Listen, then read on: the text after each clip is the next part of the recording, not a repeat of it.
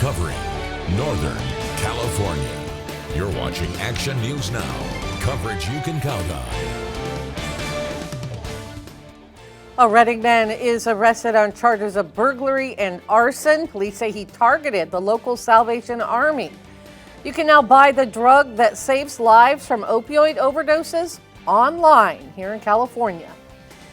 And the White House flags are being flown at half-staff today in honor of Pope Francis, who died at age 89. You are watching Action News Now at noon. The Vatican says the cause of Pope Francis's death was a cerebral stroke that led to a coma and irreversible heart failure. He was 89 years old. Alice Barr has reaction to the Pope's passing from around the world.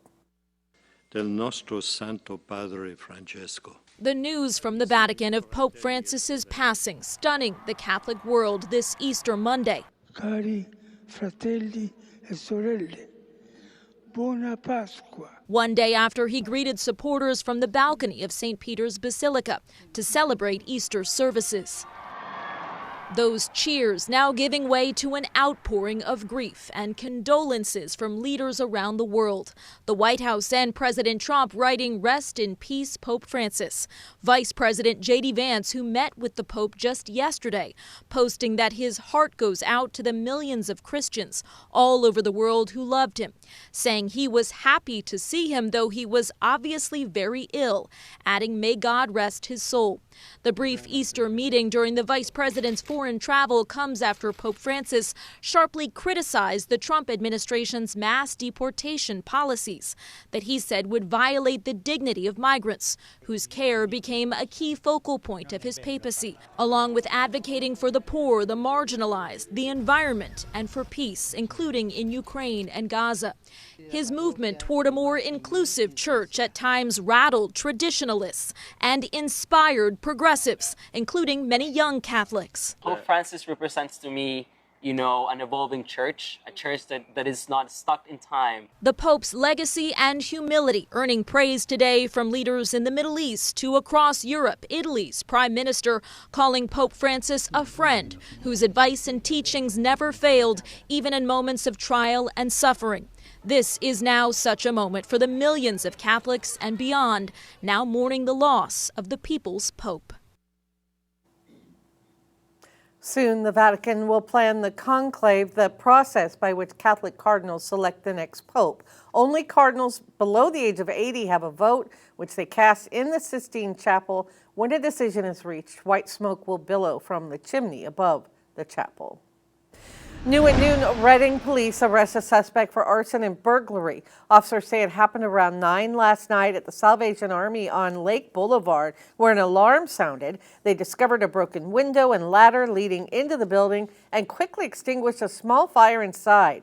Investigators say they arrested 45-year-old Eric Mitchell nearby after he was identified by witnesses and admitted to the crime. Mitchell was already wanted for removing his GPS monitor.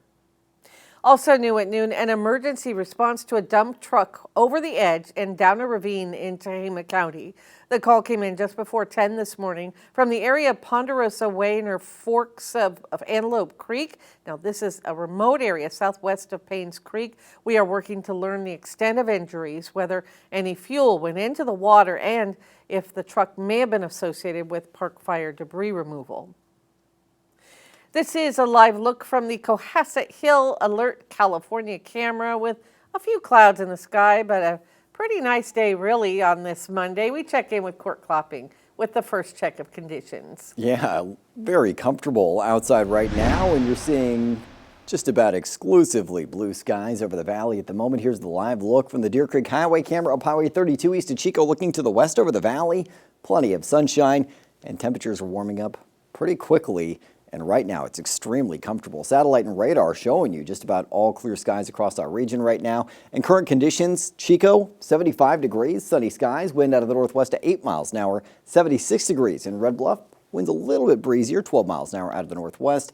Currently 76 degrees for Red Bluff with sunshine, breezy north winds, and 77 degrees already for Orville with sunny skies. Heading into this afternoon, Linda, those temperatures climbing into the mid-80s with just sunshine for the rest of your Monday across the valley. So toasty out there for this time of year standards. Coming up in just a couple of minutes, I'll be breaking down exactly how warm we're projected to end up this afternoon and when a cooling trend and the chance for a little wet weather is returning as we head through your extended forecast. All right, thank you, Court. A major injury rollover backing out of a steep driveway. The CHP says it happened just after 7 last night on Roaring Brook Way in Lakehead. Officers say there were 2 adults and 3 children in the car. The driver went to the hospital. The other adult had minor injuries. The children were not hurt. CHP says it happened when the driver backing out of the driveway onto a steep road. The emergency brake came loose. The driver used an unsafe backing movement, and that caused the car to back into an embankment and roll over. Drugs or alcohol are not considered to be a factor. Today's Unsolved Mystery focuses on a Redding woman who disappeared after walking away from a local mental health facility. Sandy Saley's family filed a missing person report last week. They told Redding police that they haven't spoken with her since June 1st of last year. Sandy has severe mental health issues. Redding police last contacted her in February when they dropped her off at a mental health facility called Rest Pad on Eureka Way. She left a day later and has not been seen since. Now take a close look. Sandy is 36 years old. She stands 5'6", 150 pounds with black hair and brown eyes. If you have any information, you're asked to call Redding police. Caught on camera, a Delta plane with 200 passengers caught fire today at the Orlando International Airport. Take a look. This is flight 1213, scheduled to depart for Atlanta at 11. There are no reports of any injuries.